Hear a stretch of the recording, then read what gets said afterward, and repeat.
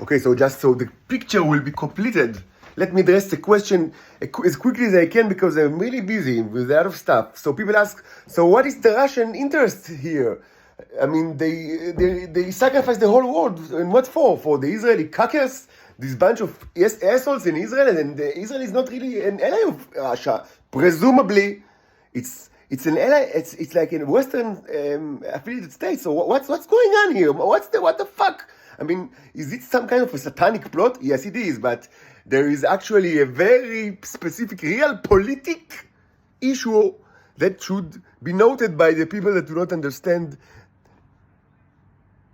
the reality of the intelligence services in this world. So I'll be very quick. Israel is a trash can, specific for many types of psychopaths, but most of all to pedophiles and homosexuals and people that are both, men that are both. And it's not a new thing. And since the early days of the state, starting, probably the 50s or even before the formal the country was established, many of the so-called olim, like presumably Jewish people from all around the world that came to Israel, were actually people without any connection to Judaism, but they were pedophiles and or homosexuals. And it's a long tradition in Israel to accept them and to invent Jewish biographies for them and to accept them specifically inside the security and specifically inside the intelligence system in Israel. This is something that, and it's closely related to the Titan issue but let's do it quick because, I have other things that I need to complete. There was a large, during the, all over the 20th century, there were several aliyot, immigration waves from Russia or the Russian Empire or the USSR to Israel. There was a relatively big one, but not very big one in the 70s. But there was a huge one starting the 90s, specifically in the years 1990, 1991, and after that as well. But it was a huge one. More than a million people. Most of them actually were not from Russia, but I think that, the largest contributor was Ukraine, but also many from Russia and other Soviet republics, former Soviet republics. And you can speak a lot about this. For Israel, more than a million people was huge. Back at in 1990, I think that the current population was something like 4 million. So like it was an increase of 25% during in 1 or 2 years. It was something dramatic in the history of Israel. It had good implications, many good implications. It's not all it's not just bad, but it's not the issue. The issue is the following: tremendous amount of the males that were involved were actually homosexuals and pedophiles, because that's the way it is in Israel and Russia and in Ukraine and Belarus and the other republics, but especially Russia and also Ukraine. They don't, in stark contrast to the West, they don't like to show off their homosexuals and LGBTQ, whatever, rainbow stuff. They like to suppress it, but they still have homosexuals and pedophiles, so what they're going to do about them? Aha! They had a great idea. Let's send them. There is a place. There is a country that is expert on this stuff, and it's customary. The Americans are doing it, the Germans are doing it. Many nations do it for a long time now, and they're experts of dealing with this trash. So let's send the trash there. What a great idea came in the mind of the great Gorbachev and all his followers up to this day.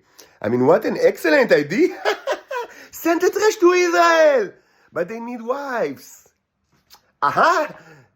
This has a solution as well. We will give them alien extraterrestrial wives, which cannot have sex with Homo sapiens males. So everybody will be happy because it will be sexless marriage. But at least it will be a good show, right? And nothing bad can come out of it. Nothing bad can come out of a society that all its elites are homosexuals and pedophiles, and all the security services and the intelligence services that are very dominant in this country because it's a belligerent country. It's a country that is always in some kind of military conflict. So they have very high status in this country. All of them are actually homosexuals and pedophiles in disguise. What bad can come out of it? Well, nothing at all besides genocide, xenocide, and the complete destruction of the entire earth, not just the country itself. But, I mean, we have to address another small issue because otherwise, I mean, the issue, I mean, will not be even shallow and complete in a shallow way. There was always the temptation, and the Russians didn't, I mean, the so-called Russian, which, as I said, I mean, many of them were actually Ukraine, but never mind. The so-called Russians, the waves of so-called Russians, many of them were pedophiles and homosexuals that came to Israel. They faced a very large temptation that was not new to the people of their kind in Israel, which is the temptation to have anal sex with their wives. And sorry for being graphic, but it's an important issue. It's an important medical issue. I mean, just to imagine that they are males or something, I don't know how it goes, and I really don't care. But it was a temptation, and the Titans, the female Titans, I mean, they are not like I don't know, Mother Teresa. They lack sex as well, and they lament the fact that on the face of the earth, it's very difficult to find a sexual partner for them because of the specific medical condition that actually I don't even know what it is and how it manifests itself because I'm immune to all this shit. So sorry, but I can have sex with whatever woman that of whatever race that you know of. And I have so I don't know how it works. No one ever bothered to explain to me. But anyway, they have a problem with this issue. So but they still have. They always faced, and it's not news. It was always like that since the beginning of this satanic deal. So the pedophiles and homosexuals are facing, so maybe do it anally and it will be okay, but it's not, because then the woman needs to acquire a specific material, which is very difficult to come by in order to cure itself from the application of the anal sex. And one way to do it is to cross the gate, but it's a huge issue. We can't summarize it on one leg. But another way is to take it out of my bodily fluids. So I was used during the last, it's least 20 years, but maybe more. I was used, without my knowledge, as a kind of a cleanser. They used my body to clean their body after they had, sex that is incompatibility. It is, cause species sex that is incompatible and creates medical issues. So they heal themselves using my own body fluids that they stole from me and using innumerable amount of ways of violence that are continuing up to this moment, up to now. The violence continues. It never stopped.